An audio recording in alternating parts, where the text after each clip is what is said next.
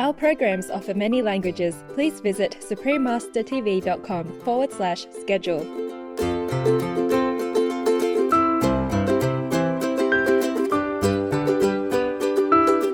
Two kids want to play with the same toy.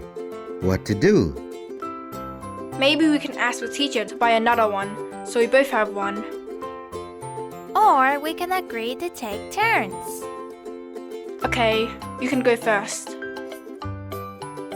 They talked to each other and found a peaceful solution. That was so much better.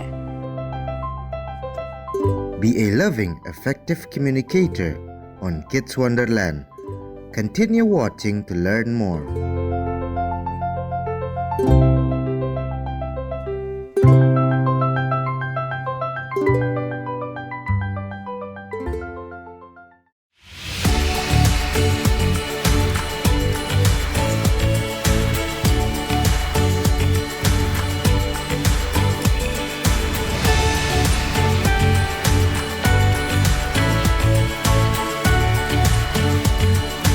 Здравствуйте. This means hello in Russian, one of the official languages of Mariel Republic of Russia. I'm Yulia. The kind-hearted people of Mariel Republic hope that you have fresh air and sparkling sunshine in all of your days.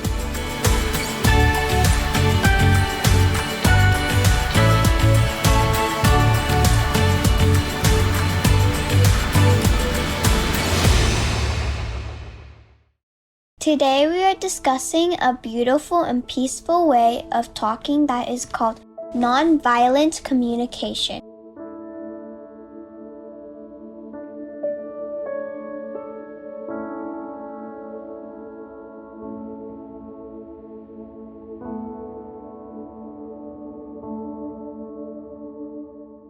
Nonviolent communication was created by Marshall Rosenberg as a way for people to speak with respect and love, while also making sure that everyone gets their needs met. He believed that all human beings are naturally giving and compassionate, and that we all want a sense of connectedness. However, Mr. Marshall Rosenberg also observed that people often fight and argue even when they love and care for each other. Getting angry and shouting is not productive. It can trigger negative feelings for the other person and vice versa. Not only does this not resolve the issue, it often escalates the conflict and causes hurt feelings for all parties involved. Let's see an example on the playground. I want to play with that. Ever since you started coming to school here, you run out and grab it first before I can get to it. It's mine. You're hogging it. Let me play with it. No, it's my favorite. I'm not sharing it with you. Give it to me right now. No. You better give it to me, or else you'll be sorry. No.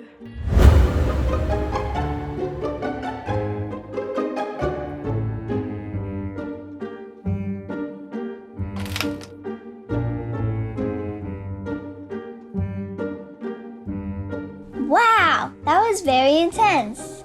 It didn't go very well, did it? Neither child got what they wanted, and now they're both unhappy.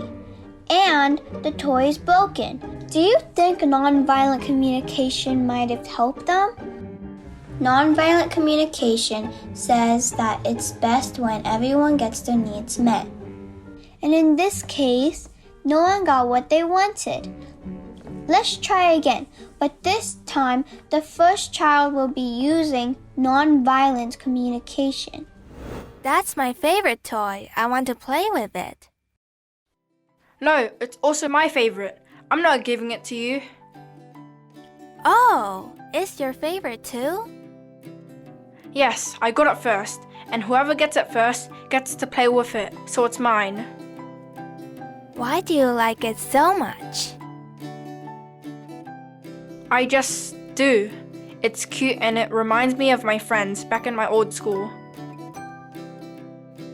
Oh well, Do you want to be my friend? I can show you some other toys. Okay, but I'm holding on to this toy. Did you have the same toy back in your old school? Yes. Maybe we can ask the teacher to buy another one, so we both have one. Or we can agree to take turns. Okay, you can go first.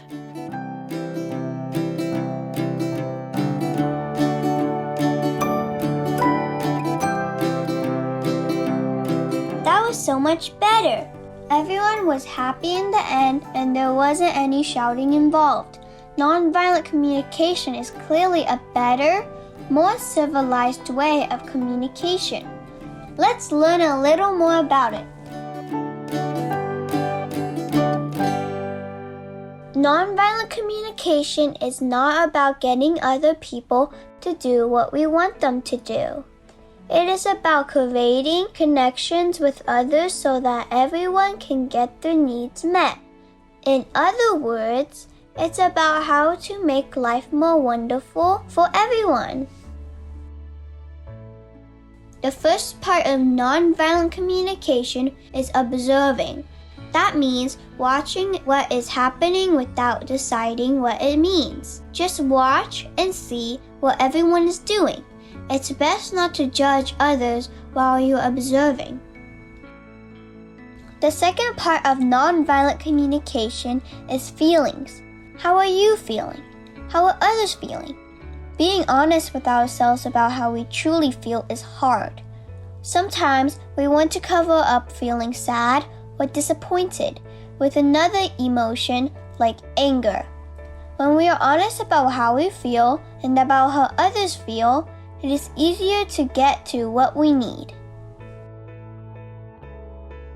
The third part of nonviolent communication is needs. What do you need? Can you just state what you need without a strategy or story? Can you hear what another person needs when they tell you? If you can, you are on your way to making life more wonderful.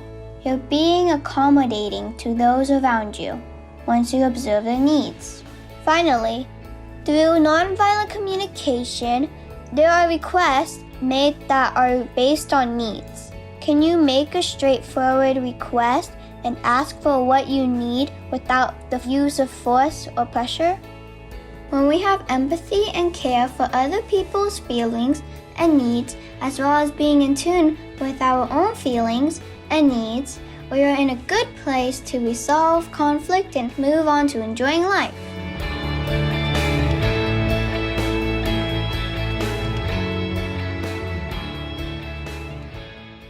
Nonviolent communication is sometimes called giraffe talk because giraffes have big hearts and are always willing to stick their neck out for others.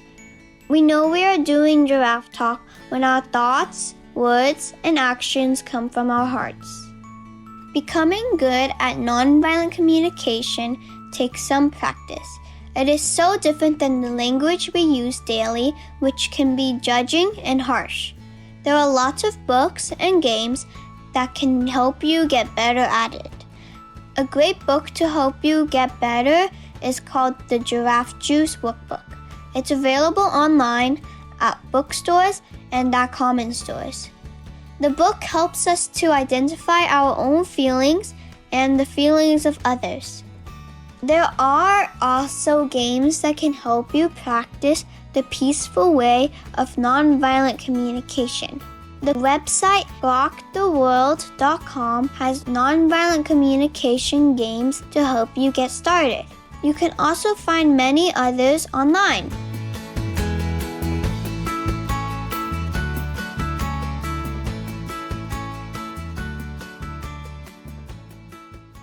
Let's do a craft that helps us identify and talk about our emotions. Get 2 paper cups, a couple of markers or crayons. You will need your parents' help with the cutting part. Mine is going to be an octopus, but you can do any animal or person that you want. Here we go. First, draw your animal on the first cup. Make sure that its whole face shows. I really love how this purple octopus looks.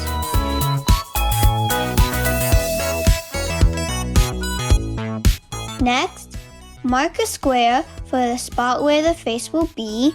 Ask an adult to cut that out for you. Put the second cup inside the first cup and mark the square opening where the face will be. Turn the cup and keep marking additional squares for the faces. This part is fun! In each square, draw a face that shows a feeling or emotion. You can draw sad, lonely, angry, happy, joyful, calm, silly, or anything else that you like.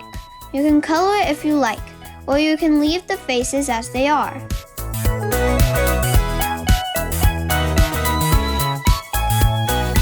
The last step is putting the second cup inside the first.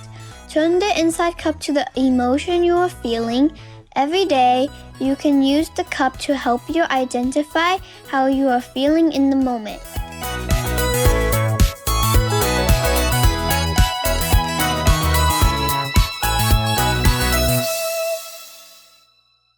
The more we understand and identify our own feelings, the more we can be compassionate to ourselves and others.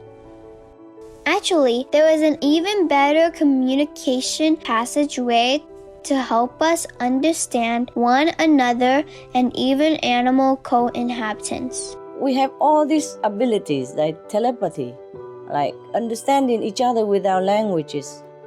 We have great love. We are capable of great wisdom. We are capable of great compassion. But all these qualities are buried under the coarse pressure of other substances which are not made for us. For example, the meat diet, the alcohol, the cigarettes, the tobacco in general, and the drugs, for example.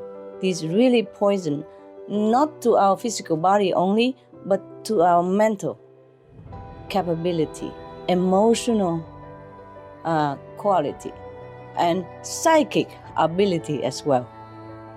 That is why we cannot communicate with other beings, because our psychic power has also been locked away, separated from our understanding. Even daily, we cannot understand each other. Therefore, sometimes family members have trouble with each other, even though they speak the same language, even though they love each other. It's difficult to make communication smooth and apparent. We must change the way we live our life. We must return to our original pureness, compassion, and love. Then there won't be anything that we misunderstand. We will understand everything. We will understand without even language. We will understand even before we speak to each other. We will have more love for each other and for other beings like animals on this planet. Then we will be able to save the planet, not only through our compassion, through our original love that's shining through us again, but also because we will have clarity of mind and unobstructed mental capability, undiluted psychic power, and unobstructed telepathic power, for example. Then we can communicate very well with each other. Then we can even communicate with other beings far away from our planet. And then we'll be able to learn from them, to invent many useful instruments to make our planet more beautiful, more comfortable for all to enjoy.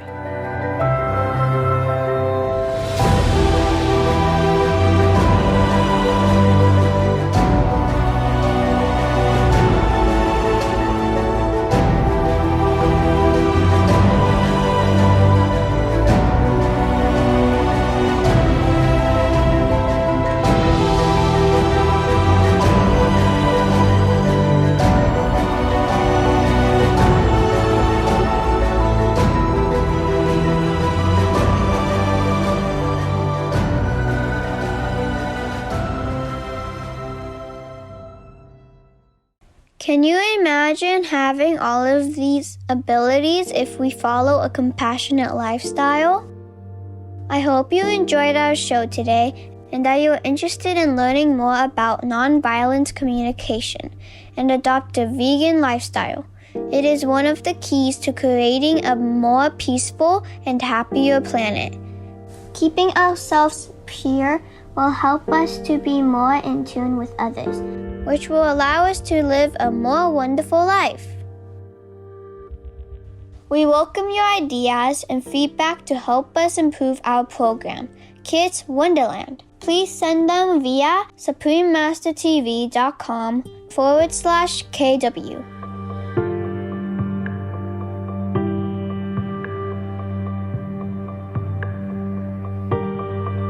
Truthful viewers, thank you for watching our program, Be a Loving, Effective Communicator on Kids Wonderland. Up next is The Protective Power of Masks, Part 1 of 2, right after Noteworthy News. We wish your positive life to be filled with love and happiness. Our programs offer many languages. Please visit suprememastertv.com/schedule and suprememastertv.com/KW. Nos programmes offrent plusieurs langues. Veuillez visiter suprememastertv.com/schedule et suprememastertv.com/KW. Nuestros programas ofrecen varios idiomas. Visiten suprememastertv.com/schedule y suprememastertv.com/KW. Наши программы предлагают много языков.